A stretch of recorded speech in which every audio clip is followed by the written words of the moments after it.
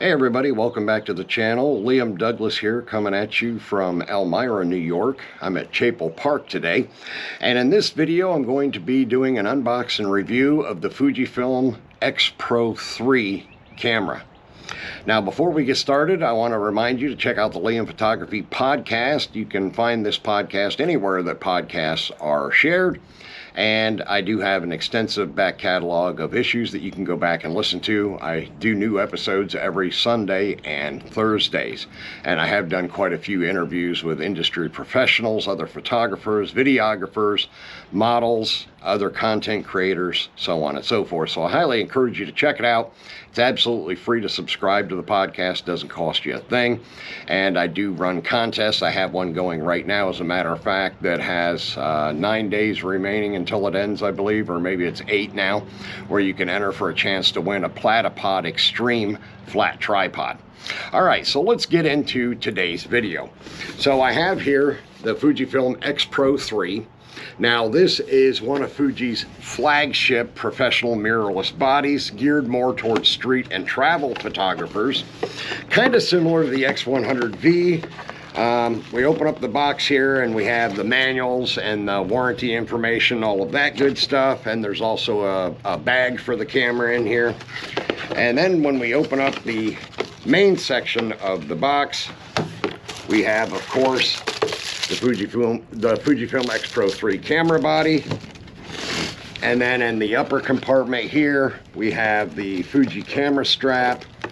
We have the USB-C charging cable, as well as the USB-C power brick, wall wart, whatever you want to call it.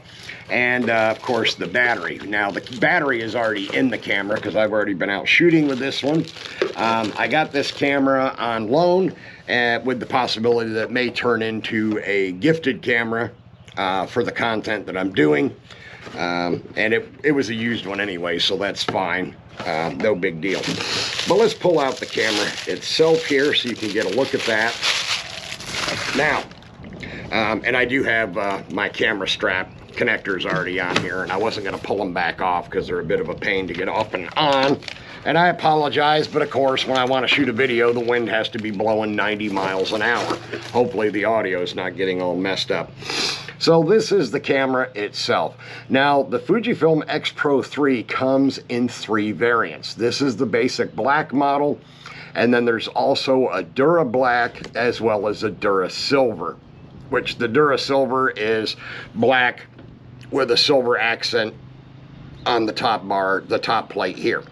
Now, as far as construction, this camera has a magnesium frame like the XT4s, but it does have titanium upper and lower plates. Now, the reason why they offer the 2 Dura versions is the Dura Black and Dura Silver have a special coating on them that helps prevent the titanium from scratching. But they do cost more money. It's like a $200 upgrade to get the Dura Black or Dura Silver over the basic black model, which is the one that I have here. So as you can see, it's a beautiful camera, very well made, as everything Fujifilm is. On the top, we have some of our main controls. We have our exposure compensation, our shutter button and on-off switch. We have our combination shutter speed and ISO dial. Now on this one, unlike the X100V, you do lift the dial to adjust the ISO, but then it snaps back down on its own, where on the X100V, excuse me, when you lift it up, it stays lifted until you push it back down, which was the change they made on the V. The previous X100 models were all like this camera, where you lifted it, changed the ISO, and when you released it, popped back down. Now, it does have a push-in button in the center here, and when you push that in, that unlocks and allows you to change the shutter speed. And then, of course, we have our hot shoe with the hot shoe cover, and the name is stamped on the top instead of on the front like it is with a lot of other Fujifilm bodies. Now, we do have a custom button here that I have a custom function button right next to the shutter button, which I already have configured to switch between the 3 different auto ISO settings. So that's handy. And there is this button here, this flip lever on the front. This camera has a hybrid viewfinder. So it has both an optical viewfinder and an electronic viewfinder, much like the X100V, and this lever allows you to switch between the two. And the button in the center of it that you can press is programmable. I currently have it set to turn iDetect autofocus on and off. So that's what I use the button for. And then of course you have your front command dial, which can be programmed. On the back of the camera, you have the programmable button here. Then you have your Q menu button. And here on the center back, below the shutter speed dial, you have your rear command dial that's programmable. You have your small joystick. You have your menu and OK button. You have your play button, and then your display and back button. Over here, you have your drive delete button when you want to delete photos. And here you have your AEL and AFL lock button, which I have reprogrammed to do back button focus instead, just because for me it's more convenient. Now, another thing that is cool about this camera is the rear LCD is hidden by default. And as you can see here, it has a small e-ink display, which will show you the current film simulation that you have the camera set for. It can also show you your ISO and I believe shutter speed and aperture as well if you turn those options on. I leave them off, and I really like this function or this feature because it makes it seem like the camera has, or that it's an analog camera. So this e-ink display showing you your film simulation is like in the old days when I shot analog, where you had a window on the back of the camera where you could see the film that you currently had installed, what speed film you had, what brand, all that good stuff. So I kind of like this part. Some people think it's gimmicky. I personally think it's kind of cool. Now, the rear display is a 3-inch tilting display. It's not a vari-angle, so it does flip down this way, and then you can bring it all the way down this way. So you can't really use the camera's screen for vlogging, which is fine. Now, the reason why Fujifilm made the screen this way is because they're encouraging photographers that use this body to not chimp their images all the time. In other words, they don't want you constantly taking a picture, looking at it on the back, take another picture, look at it on the back. It's supposed to be more of a smooth process where you take your images, you're a photographer that knows what you're doing, you're confident in what you're getting, and you don't need to chimp on your back screen all the time. Now, one button that I did forget on the front is the focus select button, which is right here, and you have, of course, single shot AF, continuous AF, and manual, the MCS button. Which is nice to have. The X-T4 has it as well. For some reason, Fujifilm took it off the XE4, which is a bit disappointing because I think it's good to have that button there. But this is an absolutely beautiful camera.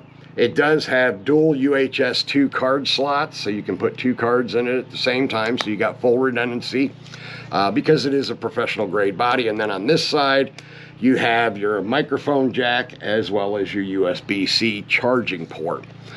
So now we're going to go ahead and look at some of the photos I got with this camera while I've been up here in Elmira. I took it out and did a little street photography paired with my XF 23mm f2 lens, which basically gives me the same setup I had when I had the X100V from Fujifilm on loan from them. So the 23mm f2, of course, is 35mm full frame equivalent field of view, which, as you know, in my opinion, is the best focal length for street photography. So let's go ahead and take a look at some of these images, and then we'll go ahead and wrap up this video. So in this part of the video, I'm sharing some sample images that I captured with the X Pro 3 using the Fujifilm XF 23mm f2 lens, which again is 35mm full frame equivalent field of view. And we have the Elmira Fire Department headquarters in downtown Elmira. I like this building. I think it's kind of a cool looking older building.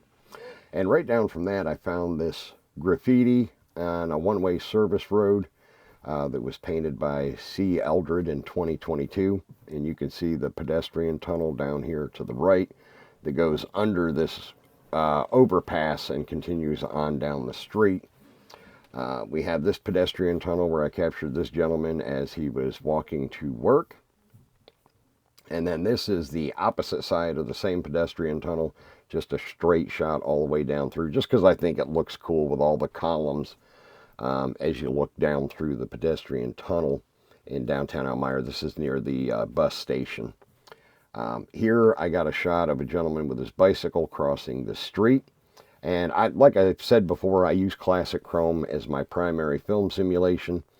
Just because I like it. I like the way it renders colors and everything. The sky looks very nice, and all of the colors look very good as well. And then these last two images are a couple of other murals that were painted. This is farther down from the first one I showed you that said one way.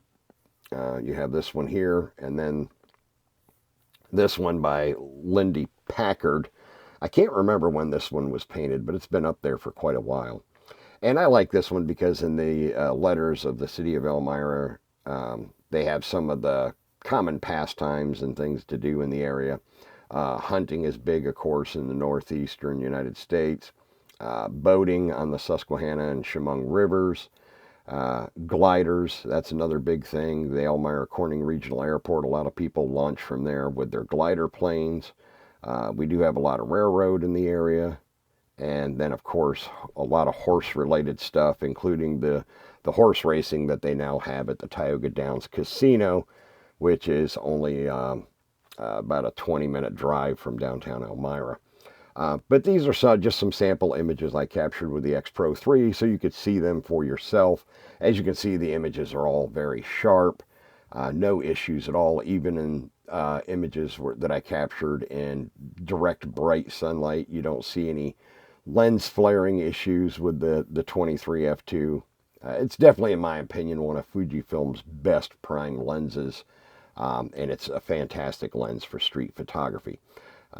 But these, like I said, I just wanted to share some sample images as part of this overall unbox and review video, just so you could check them out for yourself. These were all captured, again, with the X Pro 3. All right, so wrapping up this video, as you can see, the Fujifilm X Pro 3 is a fantastic camera. I forgot to mention in the opening part of this video, it has the same sensor and processor as the X-T4, the X-E4, the X100V, so it's the same 26.1 megapixel X-Trans CMOS 4 processor, sensor and processor combination. So you're going to get the exact same image quality you get with any of those other camera bodies, which is really great. Now, it does do 11 frames per second continuous shooting, so it is fast enough to shoot sports. It may not be as fast as some of the other bodies that Fujifilm has on the market, but at 11 frames per second, you could absolutely use it for sports, and the AF system on it is very good as well.